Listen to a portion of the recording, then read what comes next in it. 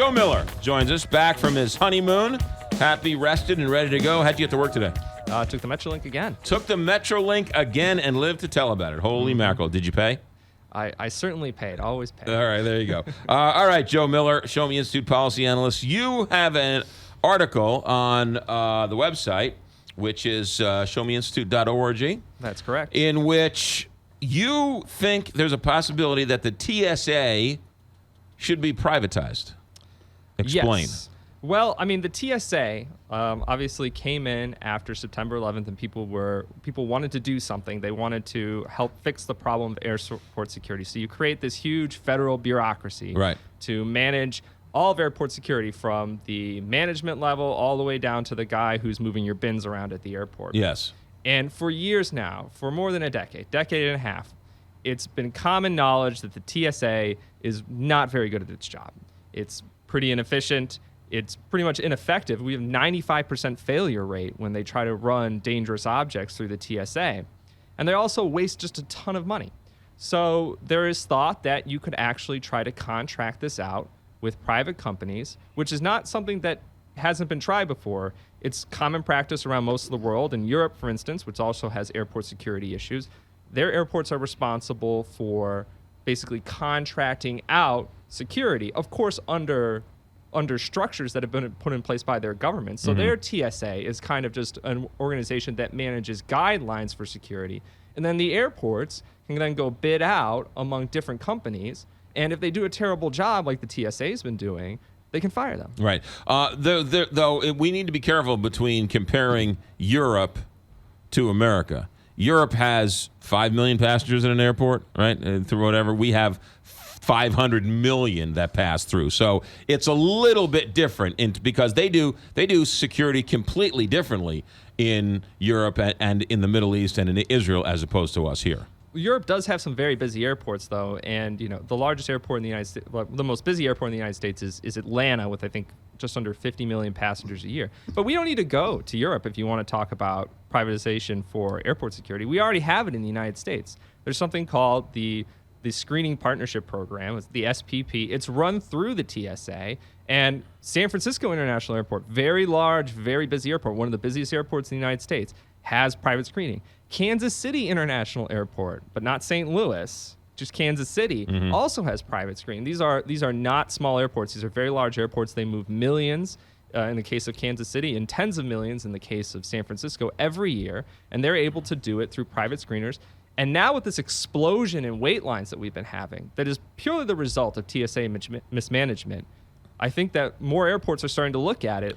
What are the wait lines? What are the wait times in San Francisco and Kansas City as opposed to other comparable airports? Kansas City actually has pretty low wait times, and that might have something to do with TSA. It might also have something to do with the way they've decentralized their airport screening. But San Francisco, their lines have not exploded recently. I mean, if you've been reading the news and hearing about the 3-hour waits at O'Hare and Midway, and also the explosion of wait times at the airports in New York and around the country, and even the expanded wait lines in St. Louis, these things have not been happening in places where there are private screeners. And I mean, you can blame that on lots of different things, but if you have a company that can be fired if they don't do their job correctly, unlike the TSA, which whatever happens at the end of the summer, I mean, is anybody going to lose their job? Right. TSA will tell you that the longer lines are because it's not mismanagement. They will tell you that it's lack of funding and or whatever else. And we could argue forever about that. But I will say this about the TSA. As much as people want to bash the TSA, and we've all been there, taking our shoes off and our belts off, and I've seen other lovely old ladies just be certainly manhandled by TSA agents and all that type of stuff. We also charge them with an impossible task, which is screening people fast and furious, and they're not allowed one mistake, and the minute one mistake happens, all of a sudden they're terrible people. So we charge them with an almost impossible task. I think it's impossible to be perfect. That's correct. Yeah. But just because it's impossible to be perfect doesn't mean the TSA is doing a good job. A 95% failure rate's not a good job. Basically blowing $40 million on scanners that they immediately had to recall. So you remember the whole hubbub about the full body scanners? They had to recall 40 million of those. Right. $40 million worth of those. You don't have the situation. It can be better. That's the point here.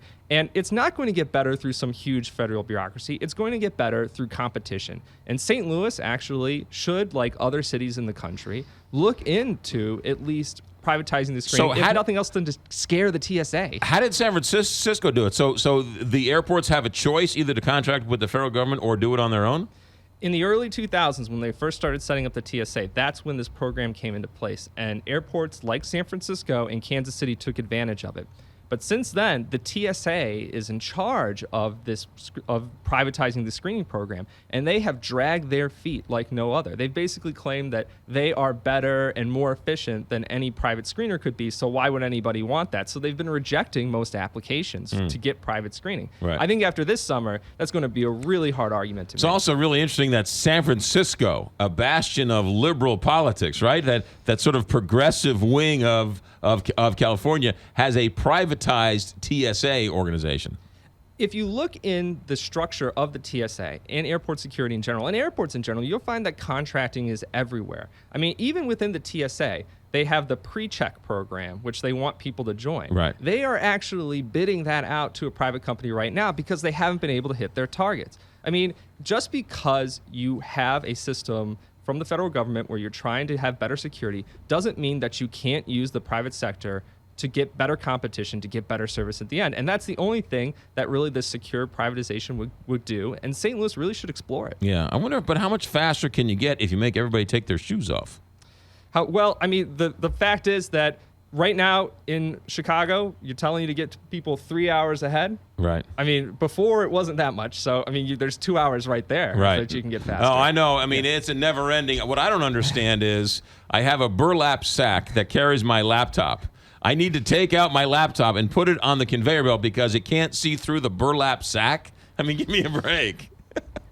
Most analysts have said that what the TSA does is not actual security, it's security theater. It's just made to look like it's doing something. Yes. Its effectiveness rate is very low, and they just waste a lot of money, and they have terrible management. And this line issue that's been happening this summer is pure mismanagement from the TSA. Basically, they've had problems for years leading up to this, and they've known about it, and they've been doing all sorts of squirrely little tricks with how they used to put people through the TSA's pre-check lines without any pre-checks on them. Right. And they've been getting away with it until last year when all the failure rates came out and they got a black eye. There's no question that security theater is a large part of it because it just looks like it's daunting. So therefore, we'll scare the bad guys from saying, we're not going to try and get a bomb on here. Well, that's the hope. But then you line hundreds of people out in front of a place that's very easy to attack. I mean, in Brussels, one of the things that happened, that terrorist attack in Brussels, they actually did hit a security line. I mean, if you're going to line hundreds of people up in O'Hare or St. Louis Airport, you're creating a target, and everybody knows this. This is not something that's controversial, and there really needs to be some reform. And if there's not going to be reform, places like St. Louis need to follow the lead of airports in New York and Atlanta with saying, if something doesn't change very soon, we're looking into private screening. Joe Miller, when and how can we read more about this? Well, you can read everything we write about this at showmeinstitute.org. Joe Miller bringing it strong today here on the Big 550 KTRS. Joe, thanks for coming in. Thanks for having me. 846 here, Big 550 KTRS. Having a conversation with a neighbor of mine yesterday and was talking about some of my sponsors. And I would recommend visiting any and all of my sponsors whenever